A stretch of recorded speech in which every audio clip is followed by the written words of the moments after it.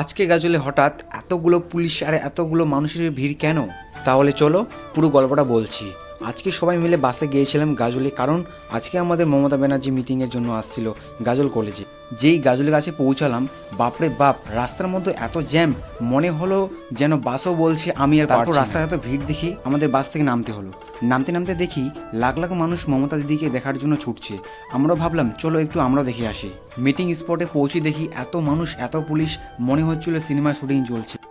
সামনে কিছুই দেখা যায় না, তাই পাশে থাকা বড় টিভি স্ক্রিনে সবাই সহ আমরা দিদিকে দেখতে পেলাম। মিটিং শেষ হতেই বাইরে দেখি একেবারে মেলা। তারপর এক দাদার দোকান থেকে নিলাম মশলাদার মুড়ি ঘুগনি। বাহ, আমাদের সামনে নানান রঙের ঠাকুরের ছবি বিক্রি হচ্ছে, দেখে মনটা ভরে গেল। এরপর সবাই মিলে বাসে চললাম বাড়ি যাওয়ার জন্য। এরপর বাবনগোলা ব্রিজের কাছে এসে এক ছোট্ট সুন্দর চায়ের দোকানে থামলাম। গরম ধোয়া ওঠা চা এক চুমুকে পুরো। এই ছিল আমাদের মিনি ব্লগ। ভালো লাগলে অবশ্যই চ্যানেলটিকে লাইক, কমেন্ট, শেয়ার অবশ্যই করবেন। ধন্যবাদ সবাইকে।